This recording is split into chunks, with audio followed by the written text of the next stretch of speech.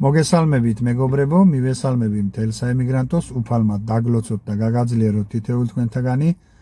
თქვენის დაჟინებული თხოვნით მინდა ჩავწერო ვიდეო მიმართვა თემაზე დეპორტი და აკრძალვა. ანუ რას ნიშნავს დეპორტი, რას ნიშნავს აკრძალვა.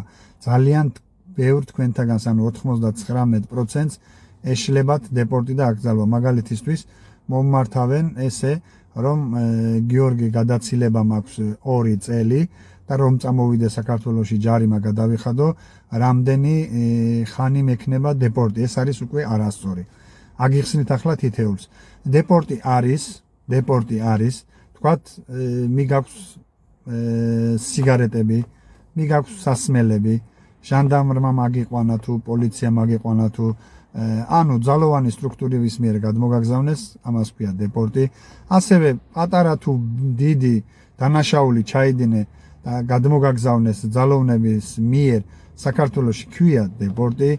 ასევე ქვია დეპორტი, თქვათ ვარ არალეგალი, მივდივარ ქუჩაში, ღამე იქნება თუ დღე იქნება, არის შემოწმება, შეამოწმეს ჩემი ვიზა, მაქვს ვიზა გადაცილებული, წამიყვანეს დროებით იზოლატორში და გადმომაგზავნეს საქართველოში, ამას ქვია დეპორტი.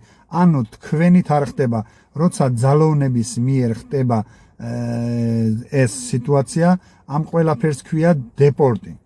და აკრძალვა ქვია რას? თქვათ ვარ 1 წელი 6 თვე, 2 წელი მნიშვნელობა არ აქვს. ოღონდ ჩემი ძალებით მოვდივარ, ჩემი ნებასურვილით მოვდივარ საზღვარზე, მშვიდობიანად, არ გაუჩერები ვარ პოლიციას, არ აუყვანი ვარ პოლიციას, ჩემი ფეხით მივდივარ საზღვარზე, ეს იქნება საჰაერო გზა თუ სახმელეთო გზა და ვტოვებ თურქეთის რესპუბლიკას. ამ შემთხვევაში გეძლევათ აკრძალვა და არა დეპორტი. დეპორტი არის უფრო მძიმე, ვინემ აკრძალვა.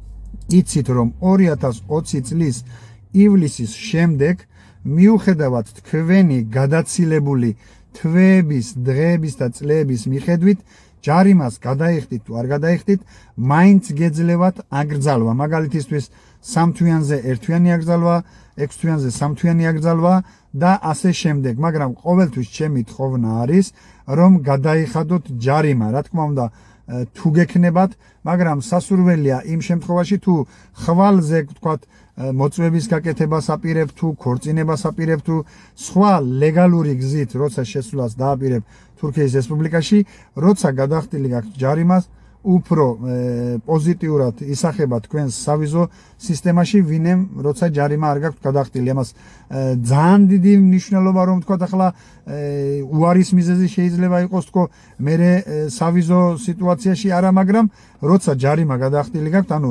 სახელმწიფოს და კანონს ეუბნებით რომ კი ბატონო მე თქვა გადავაცილე 1 წელი, გადავაცილე 2 წელი რაღაცა პირობების გამო, რაღაცა პრობლემების გამო, მაგრამ მე ვეთანხმები თქვენს კანონებს და გასვლის დროს მინდა გადავიხადო საჯარიმო თანხა. ეს მინდოდა მეთქვა ქალბატონებო და ბატონებო და ნუ აიურებთ, ძალიან ბევრმა ქალბატონმა მთხოვა რომ ამ თემაზე დამედო ვიდეო. კიდევ ერთხელ ვიმეორებ, როცა თქვენი ნებით მოდიხართ, იქნება 1 წელი, 2 წელი, 3 წელი, 4 წელი, მნიშვნელობა არ აქვს. ანუ რაიმე პოლიციასთან შეხება არ გაქვთ, განაჩერები არ ხართ, თქვათ რამე პრობლემა ძალოვან სტრუქტურებთან არ გაქვთ და თქვენი ნებით მოდიხართ საზღვრამდე და გადაიხდით ჯარიმას თუ არ გადაიხდით, ეს არის უკვე აკრძალვა, შეუსრულებლობა თურქეთის რესპუბლიკაში. მაგრამ როცა გაქვთ უკვე შეხება პოლიციასთან, პოლიცია მაგიყვანათ, გადმოგაგზავნათ და ესეთი სიტუაციები, ამას ქვია უკვე დეპორტი და ნუ აგერევათ, ძალიან გთხოვთ. დეპორტის მოხსნა უფრო მძიმე და უფრო სარისკოა, ვინემ აკრძალვის მოხსნა.